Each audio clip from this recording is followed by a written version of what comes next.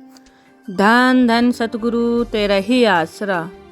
दयालु परम पिताजी ने प्रेमी बुद्ध राम को नाम शब्द सपने में याद करवाया। सन 1980 में पूज्य परम पिताजी से प्रेमी को नाम शब्द की दात प्राप्त हुई थी। पिछले सख्त कर्मों की वजह से प्रेमी की याद शक्ति काफ़ी कमज़ोर थी, जिस कारण उसे नाम शब्द के जो अक्षर कुल मालिक जी ने अपने पवित्र मुख से उच्चारण करवाए थे याद न रहे। उसने याद करने की बहुत कोशिश की, परंतु कभी कभी तो उसे याद हो जाते और कभी भूल जाता। इस प्रकार नाम शब्द के जो अक्षर उसे याद रह गए थे, उनके बारे में भी उसे शंका बन गई कि कहीं वह उनका उच्चारण गलत तो नहीं कर रहा। इस प्रकार उसी अवस्था में उसे कई दिन बीत गए। उसने गांव के दूसरे प्रेमियों से भी पूछने का प्रयत्न किया, परंतु पूज्य सतगुरु जी के हुक्म के बगैर कोई भी प्रेमी किसी को नाम याद नहीं करवा सकता। सभी ने प्रेमी को सलाह दी कि वह एक बार फिर दरबार में नाम शब्द याद करवाने की ड्यूटी लगवा दे। जब तक वह धन धन सतगुरु तेरा ही आसरा का नारा लगाते हुए इसी नारे का सिमरण कर लिया करे। प्रेमियों के कहने के अनुसार प्रेमी ने धन धन सतगुरु तेरा ही आसरा का सिमरण करना शुरू कर दिया। किसी कारण से दरबार के माहवारी सत्संग पर प्रेमी पहुंच न सका, जिस कारण वह अपनी शंका भी दूर न कर पाया।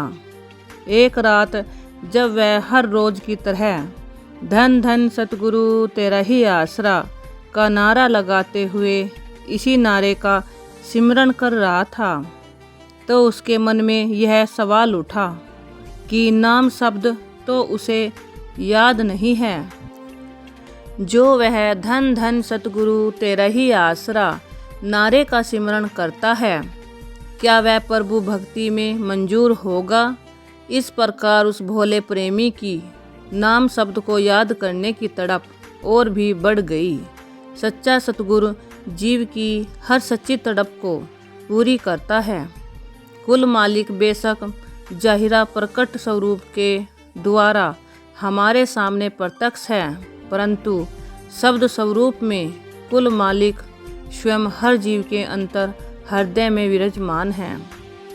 प्रेमी अगर हार्दिक प्रेम व श्रद्धा विश्वास से कुल मालिक को याद करता है, तो वह तुरंत ही उस जीव की सहायता करता है।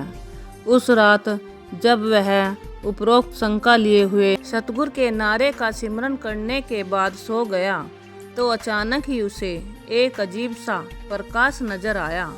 उसने घबराकर उसी समय अपनी आंखें खोल ली। उसने देखा कि कुल मालिक परम पिता शाह सतनाम सिंह जी महाराज स्वयं उसके सामने विराजमान हैं।